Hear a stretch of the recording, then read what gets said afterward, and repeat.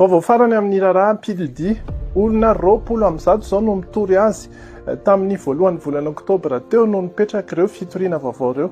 PDD na Pouf Daddy na Chaincoms amin'ny tena anarany dia efa nahiditra ponja vonjy maika nanomboka tamin'ny 12 ny volana septambra teo.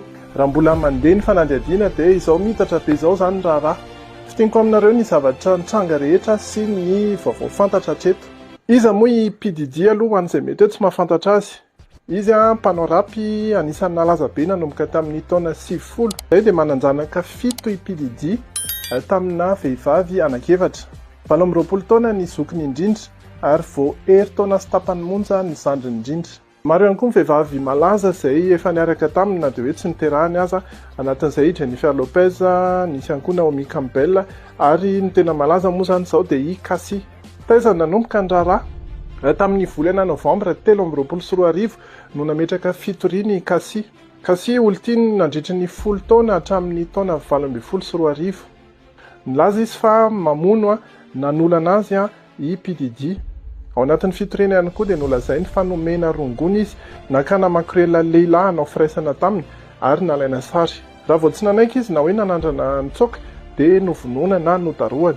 Misy mihitsy moa vidéo ana caméra de surveillance ana hôtely anankiray izay nipotra ahitana ny Cassie eo amin'ny couloiran'ny hôtely io, ohatrany hoe andeha hivoaka andeha hitsoka. I PDD kosa nivoaka avy any nisambotra azy sy nidaroka azy. 2 andro tao aorian'ny nametrahana fitoriana dia nisy ny fifampirarahana ara-bola teo amin'ny PDD sy Cassie ary dia nesorin'ny Cassie ny fitoriana. Raha ny sisy indresaka dia 30 tapitrisa dolara ny vola nangatahany Cassie ary azon'izay vola izay. Tao aoriana io nefa dia tsy hafa be ny PDD fa nifanesi ny fitoriana tonga hatramin'ny 7 nisan'ny fitoriana hatramin'ny fotoana nisamborana azy. Vehivavy ny 7 ary lehilahy ny anankiroa. Izy rehetra ireo dia saiky nitovy tamin'ny zavatra notenen'ny Cassie avokoa. Nomena rongony izy ireo kanefa tsy nampahafantarina azy ny fisian'ny rongony tao anatin'ny zava-pisotro na zavatra hohanina, nakana mpivarotena na olana ary nalaina sary. Voalaza fa misy fety karakarain'ny PDD antsoina hoe Freak-offs ary mandritra ireo fety ireo no mitranga izany rehetra izany. Mandeha ny fanadihadiana amin'izao fotoana izao, nandritra ny fidinan'ny FBI tao amin'ny tranon'ny PDD dia anisan'ny zavatra hitan'izy ireo tavoahangy na hydratant ho an'ny zazakely anarivony maro. Manina no zao vao mipoaka ity raharaha ity. Nisy fiovana ny lalàna tao a New York. Tany aloha dia voafetra ho 3 taona ihany ao aorian'ny fanolanana no afaka mitory ireo voaolana. Nanovan'io feim-potoana io 20 taona ny mpanao lalàna nanomboka ny taona 2024. 5 tsy rétroactive izy io, zany hoe izay nitranga talohan'ny 2024 dia tsy hiaran'izay lalàna izay. Ny taona 2024 no nisy lalàna vaovao antsoina hoe ASA, Adult Survivors Act, izay mamela ireo niaran'ny herisetra na fanolanana mialohan'ny 2024 ametraka fitoriana mandritra ny herintaona. Ary dia tao anatin'izay feim-potoana izay Cassie no nametraka ny fitoriana. Tsapa hoe olona matanjaka manambola rahateo i PDD ary mety misy ihany ny niaohatra ametraka fitoriana, fa rehefa nisan'ny Cassie sa nijoro sy nametraka fitoriana voalohany dia izay vao nivoaka sy nanaraka daholo ireo hafa. Tsy ahivina aloha fa mbola mandeha ny fanadihadiana ary mbola tsy meloka i PDD, izy rahateo dia mandahany izao fiampangana izao. Raha ny voalazany dia olona maniry azo vola be fotsiny ireo mitory ireo. Izavy ny olona malaza tafiditra ao anatin'ity resaka ity. Hatreto dia ireo voalazako ireo ihany aloha zany no tena hoe voapanga sy hoe tafiditra ao anatin'ilay resaka. Ny hafa voatonany anaty fitoriana dia misy mpira tsy dia fantatsika antsoina hoe Aaron Hall, eo ihany koa ny PDG ny Bad Boy Records antsoina hoe Harvey Pierre. Ny anarana ankoatran'ireo voatonony eny amin'ny tambajotra dia mbola tsao aloha hatreto.